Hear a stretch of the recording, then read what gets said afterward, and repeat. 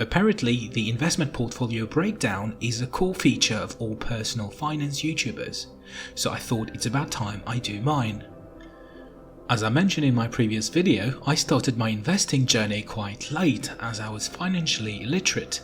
My very first investment step was to open a stocks and shares ISA with Halifax, and that was in August 2019, and a few weeks later I transferred my ISA to Vanguard. As a reminder, the annual allowance for your ISA is £20,000 and this allowance does not roll over to the next year. Between August 2019 and now, I managed to max out on my allowance for the 2 tax years. This means that my total capital investment was about £40,000. In terms of my actual investment, I chose to start with Vanguard's S&P 500 index fund, which, safe to say, is the gold standard for beginner investors. With an expense ratio of 0.07%, the S&P 500 has averaged 13% annual returns over the past 10 years, 7% over the past 20 years, and 12% over the past 30 years. One quick note here is on the 20-year return is quite low because the 20-year time span covers a period of investment right before the dot-com bubble crash and the 2008 market crash.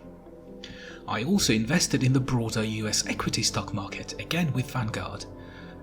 By then, the US market had delivered fairly strong returns until the 2020 stock market crash. After the crash, I also did some day trading by actively staying on top of news and trying to anticipate the market reaction.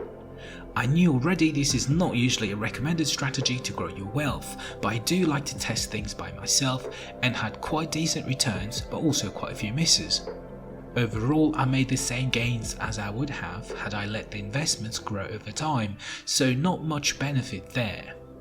In July 2020, I moved from Vanguard to Fidelity because of the limited products on the Vanguard UK platform. Indeed, I wanted more exposure to the tech sector and was looking for a Nasdaq 100 ETF. At the same time, I find EQQQ, which is the British pound denominated QQQ index fund by Invesco, and the fund tracks just over top 100 Nasdaq stocks. By moving from the S&P 500 to the Nasdaq 100, I knew I was taking greater risk for higher returns given how I expected the world to move more into tech post-COVID pandemic that is. And historically, the Nasdaq 100 has delivered much stronger performance than the S&P 500.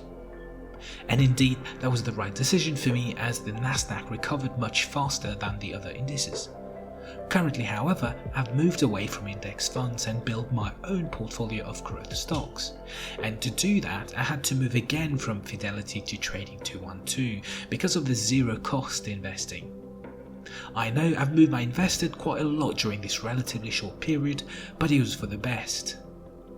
Currently, I invest in about 70 to 90 growth stocks, some of which can be seen on my Etoro account, which I hold in addition to my Trading 212 account. Right, valuation time. As of 14th January 2021, and bearing in mind by the time you watch this video things might change a little, my ISA was valued at £56,809, which on a £40,000 investment works out around 42% return, but that's over 15 months, remember, so roughly an annual return of 34%. I'm quite happy with this level of return, bearing in mind I'm taking more risk.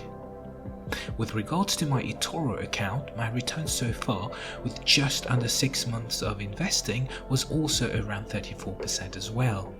You can check my Etoro profile if you want to see which stocks I invest in exactly, and you can also see my historic performance.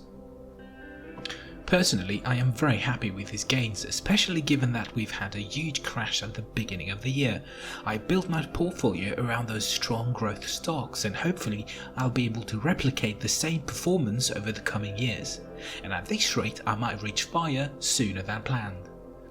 As always, what you see on my channel is for knowledge rather than investment advice. At the end of the day, how you invest your money is your business, but I can help by explaining concept, giving you my opinion, and running little experiments and hopefully bring you value. So make sure you hit the like button and subscribe for more content. Thank you for watching. Until next time.